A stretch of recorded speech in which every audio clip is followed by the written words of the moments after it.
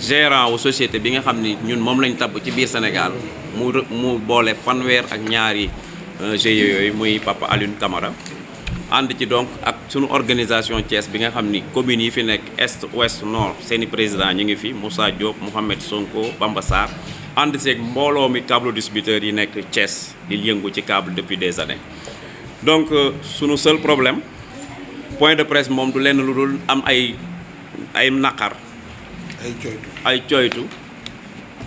ndaxte dañu nekk ci réew mi nekk ndaw réew mi di liggéey pour réew mi ñaanuñu àbbuñu sàccuñu ba pare réglementation réew mi wax ñun li ñuy liggéey niñ koy defee teg charte yi ñu nekk ci charte yi déposer demande de convention am cahier de charge mësoon a am sax une convention en 2011 di ko demander waat donc ñu nekk fekk nag ay concurrent yoo xam ne ñoom maanaam ñoom bu ñu sañoon ñun duñ fi nekk ñu gis seeni jëf yu ñaaw jëf yu méngoogul ak yoon jëf yu salte je peux dire te loolu nag ñun waa Thiès dañu duñ ko nangu parce que yoon bi ñëpp la fi newal la loi est là pour tout le monde réglementation bi kenn mooy réguler mooy le CNRA mënuñu nangu ci biir Sénégal fii particulièrement ci biir Thiès bi ay nit jóge fu ne ay samba booy xaw ma nu ñu koy mën tuddee ñëw taxaw ni ñoom ñooy exercer la loi ci suñu kaw alors que am na autorité bi nga xam ni moom la état du Sénégal teg moom moo war a arrêter moom moo war a joxe ndigal te duñ ko ci gis ci doxalinu donc concurrent boobu ci gàttal damay yem foofu. Dans des câbles distributeurs de Thiès Ouest daa am fu ñu toll am fu Sénégal toll am fu réew mi toll ñun ñi nga xam ne ñuy doomu réew mi ñu am fu ñu toll fi ñu toll mooy toll ci liggéey fas yéene sunu réew jëm kanam te boobu ba léegi ñi ngi ci wàll gi nga xam ne moom la ñu féete ne ci di ko def ci biir loolu nag ñi ngi gërëm di sant comme ni ko président waxee sunu président Alioune Camara muy sunu gérant Safinatou Aman Tidiane Ly di président Thiès yëpp Bamba Sarr di président nord Ahmed Sonko di président ouest ak mbooleem câbleur yi nekk Thiès di sant mairie bi di sant itam autorité administrative yi nekk Thiès yëpp ndax bu yàggut man ak sama président yaakaar naa bëri na ci autorités yi ñu dem taxaw fa jox leen sunu ñaxtu jox leen sunuy këyit won leen fi ñu toll ci liggéey bi ci biir loolu nag dafa am li xew Sénégal mooy dafa am benn opérateur muy tudd nekk sunu wujju di liggéey ci ñun li ñuy liggéey te temps yëpp ñu ngi seet ni moom pexeem mooy dugg Thiès mi ngi koy wóoy nag bërki démb dégg nañ ko Mbour ñu xëy déggaat ko Joal xëy déggaat ko fii Sindia ñi boor bii mi ngi ay nu mu tëddee nootoog yooyu yëpp di ko wër di xool ban point lay am Thiès pour ñëw bëtt dugg Thiès nag am ay doom yi am fayda yu fi nekk ndax du ñu nangu benn nit walla ay nit di liggéey ñun li ñuy liggéey ba noppi ni ñu yéen doo leen ko fi liggéey loolu moom du mën a sotti lu tax du mën a sotti mooy que ni ñun gouvernement Sénégal walla état du Sénégal la ñu amal affaire mais du ñu nangu benn tubaab ñëw di jël place su état bi di teg sunu kaw lu jaaduwul comme li ko président Alioune Camara waxee léegi ndax su fekkee ni ñun dañu nekkul ci yoon état moo ñu war a teg ci yoon mais du concurrent bi mooy ñëw di ñu teg ci yoon concurrent bi suy ñëw ci ñun ni muy def du ko teg ci dëgg du ko teg ci yoon déjà day ñëw sa kër xëy rek débarquer sa kaw ànd ak ay nervi ak ay nit yu am doole xaw ma fu ñuy xeetu nit yooyu fu ñuy jógee tëb dugg sa kër dajji say bagage su fekkoon dañuy ñëw xool sax nga ni waaw mais dañuy yor seeni pince ak seeni teñaat di dagg di sànni lu ñu mën a yóbbaale ko ay sàcc lañu ñu ci ëpp ci ñoom ay sàcc lañ man xàmmee naa leen moo tax fu ñu ne cëpp Cees ban la yow xàmmee naa la sàcc nga yow mii xàmmee naa la sàcc nga noonu laa dëkkeek ñoom waaw kon nag ñun yéen journalistes yi yéen la presse ñun yéen sax la ñu yaakaar ci lii ngeen fësal ko pourquoi pas sax yéen ngeen ñuy woo ci plateau yi di woo ñooñu ñu discuter ak ñoom ñu def plateau ñu def ay débat ba xam ndax ñoom li ñu yor ñoo ko moom wala ñun lu ñu yor ñoom ñoo ko moom li nga xam ne autorités yi nekk ci réew mi dégluñu je me rappelle Guirassy Moustapha Guirassy defal nañu ko benn jour confrontation teg au ministère de la communication teg fa Canal teg Excaf teg Delta teg ñu mais yaakaar naa keroog gàccee lañ fa jëlee parce que Sénégal moo tolloo foo xam ne dañuy jàpp ne soo nee image rek ñu ne lépp Canal la soo nee image rek ñu ne Canal bañ na ba ñun ñii sax ku ci bëgg a branché suñu lay woo yaay xëcc Canal bi man la déedéet man xëccuma Canal ma câble laay xëcc Canal ñooy kan ba ñoom ñoo war a ñëw jël seeni mbir di ko teg suñu kaw loolu tegul ci yoon lii nag dañ ko def pour dénoncer beneen bi mooy mettre en garde les autorités yi nekk ci réew mi plus particulièrement autorités yi nekk Thiès ñu wax ak ñoom wax leen ni leen soo leen di déplacé ti da ngeen ko teg ci dëgg teg ko ci yoon waaw parce que mais nan ngay nan lay plaignant di ñëwee kër fu muy plaindre yow ma porté la plainte ba pare man maay ànd ak gendarme bi ñëw sa kër pour jàpp si la loolu fu ma am moo tax Canal liñ ko may dafa ëpp su fekkee ni ñun dañ leen a tooñ nañ ñu yóbbu ci yoon suñu yóbboo ci yoon ñu wooñu ñu xool ba xam ñun seeni yëf lañ yor wala ñoom ñoo yor suñu yëf loolu bëgg naa presse bi vraiment ñu bàyyi ci xel ah te lépp luñ ci mën ñu def ko autorités yi aussi ñoom ñu xam ni ñun suñuy doom lañ ñun seeni doom lañ ndax activité boo xam ni mën nga wàññi 25000 doomu sénégalais yi ciy liggéey te ñi ci ëpp kenn ku ci nekk juróom-ñaari nit wala fukki nit mi ngi bootu sa ginnaaw mais ñooñu doo leen sàggane da nga leen di organiser su fekkee ni CNRA moo yore sunu këyit bu mu ju war a jox nañu ko jox yaa xay nañu ko jox parce que ñun soxla nañ këyit gi parce que su fekkee ni ñun am na yeneen i bouquet yeneen chaîne yoo xam ne dañ ko bëgg a dolli ci suñuy chaîne suñu demee pour jëndi ko dañ ñaan amu leen autorisation seen état su ñëwee suñu état ñu ne ñu amu leen ay chaîne mais nan léegi nooy def doo yéeg doo wàcc nañ ñu jox këyit bi ñu dem wuti ay chaîne yu ñu moomal suñu bopp dolli ko ci li ñu am dolli ko ci li ñu am parce que am nañ lu ñu am donc loolu mooy wax bi en général dama yaakaar ni sax maa ngi ëppal mais dama leen bëgg a wax naa ñun CNRA la ñuy xaar pour mu jox ñu këyit googu beneen bi mooy autorités yi nañu xam ni doomi réew mi doomi Thiès ñu ngi toog fii di xaar Canal à pied ferme lépp lu fi am nag ñoom ñooy responsable parce que du ñu nangu investir suñu ay millions ñoom waa Canal ñu ñëw di ko détruire du ñu accepter ça duñ ko nangu de duñ ko nangu du ñu nangu benn doomu aadama taxaw pour détruire notre matériel duñ ko nangu kooku moom waaw nañ jaar suñu kaw nañu jaar suñu kaw rey ñu ba ñu jeex ñu soog a jël matériel yu yóbbu wala ñu xëpp ci asib ñoo xam lu ñu ciy def mais suñu bakken du fekkee loolu nag nañ ko bàyyi xel bu baax je vous remercie. Camara plus officiellement et j'exerce les fonctions d'actuel gérant du consortium des câbles distributeurs du Sénégal, CCDS, Safinatul Aman. Comme l'a dit tout à l'heure mon frère et collègue de Thiès, Tidjane Ly,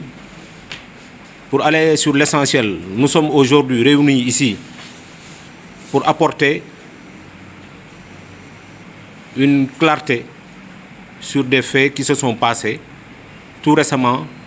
aux alentours de Thiès. Je veux dire les villes et localités proches de Thiès et qui, si on laisse, peut continuer son chemin pour arriver à Thiès. Et ce serait inacceptable à nos yeux. Ce qui se passe, c'est qu'il y a une société concurrente que vous connaissez tous, du nom de Canal Horizon, qui veut se substituer à la justice sénégalaise, qui veut se substituer même à l'État sénégalais dans son rôle régalien d'asseoir la vérité, d'asseoir la justice à un certain niveau.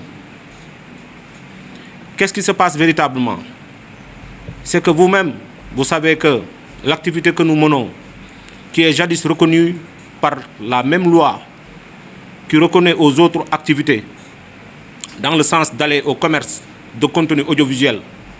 par n'importe quel vocable, à savoir le vocable satellitaire, le vocable câble, comme le vocable hertzien, voudrait qu'on le fasse suivant une réglementation. Et c'est en ce sens que le CNRA nous avait conviés, comme les autres acteurs, autour d'une table pour nous remettre le même cahier qu'il leur avait donné, c'est-à-dire le cahier de charges. Dans ce cahier de charges, on nous a montré ou stipulé les obligations à respecter afin d'être reconnus. Après l'avoir reçu, comme tout autre qu'il avait reçu, ou comme tout autre ayant reçu, nous avons introduit un dossier de soumission par rapport à cette offre du cahier de charges. Depuis lors, la balle n'étant plus à notre camp, nous avons déroulé, comme tout autre acteur, notre plan et notre programme de travail. Alhamdulillah, il s'est trouvé que notre démarche ou notre offre et plan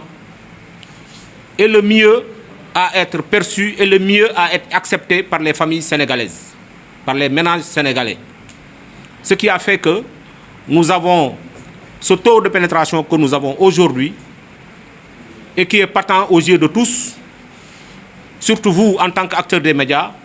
Vous savez que quiconque ne passe pas par les câbleaux n'a pas réellement accès à l'offre audiovisuelle plurielle. Grâce à nous, je dis, l'accès à l'offre audiovisuelle, surtout publique, est devenu démocratique, est devenu facile. Parce que nous le faisons de la manière la plus sociable, contrairement aux autres. Ensuite, nous prônons le contenu national, le contenu local. Et je pense que c'est pour cela que vous avez été toujours favorable à nos demandes et vous nous aviez répondu massivement. Voilà, mais il se trouve que cette structure née d'une firme étrangère française qu'on appelle Canal Plus Sénégal veut jouer à la place de la justice sénégalaise. En faisant quoi? En faisant venir un certain Jules Vaillant, un individu qu'on appelle Jules Vaillant, de nationalité française, qui se dit ancien officier de la police française en retraite, qui vient diriger une équipe composée soit des nervis, soit même d'anciens câbleaux qu'ils auraient débouchés dans nos rangs, et qui, ma foi, se font accompagner même par des forces de l'ordre pour venir saboter nos installations. Soi-disant qu'ils sont porteurs d'une décision venant souvent des autorités judiciaires de ce pays. Alors, nous jugeons que cela n'est pas acceptable. Parce que déloyal, mais aussi illégal. Le démantèlement, comme les opérations de police judiciaire, sont encadrées par des textes. Et c'est des textes que nous maîtrisons tous. C'est des textes auxquels nous avons accès, parce que souvent c'est encadré par le code de procédure pénale ou par d'autres codes. Donc c'est en cela que nous avons été en face de nos conseils, nos avocats conseils, qui nous ont ensuite demander ou même conseiller de réagir. Parce qu'aussi nous sommes dans un état de droit où seules les procédures prévalent. Donc au moment où nous vous parlons, c'est dans le cadre de cette riposte que le GIE de Thiès a pris l'initiative souverainement d'organiser ce point de presse afin d'aviser l'opinion de tout ce qui se passe autour de cette affaire. Donc, pour bien vous dire, c'est du sabotage, c'est du jaay doole. Ils viennent nous démanteler, disent-ils, mais en vérité, ils viennent saboter. Parce que le démantèlement, on aurait compris, aurait pu se passer par là où se passe le multiplexage des chaînes. Mais comment voyez-vous que des gens, une bande organisée de malfaiteurs, descendent dans les profondeurs de nos quartiers pour abuser même, souvent violer même la propriété de certaines familles afin de te substituer de nos équipements qu'ils dégradent ou qu'ils détruisent et en fait les emporter. En vérité, ça s'appelle du cambriolage ou du vol. Donc ce soi-disant blanc-là, ou ce soi-disant français-là, du nom de Jules Vaillant, et ses acolytes se font encadrer souvent par des forces de l'ordre pour venir nous voler, pour venir nous cambrioler. Et désormais, nous n'allons pas l'accepter. Il y a de cela 3 mois, au sortir d'un procès audiovisuel à Diourbel, nous avons tenu un point de presse pour dire que désormais, nous n'allons plus accepter cela, mais nous allons ouvrir des procédures sous forme de plainte dans les 14 parquets régionaux du Sénégal. Et là où je vous parle, cette décision a été mise en branle et depuis lors, nous avons reçu pas mal d'avis favorables venant de ces différents parquets régionaux.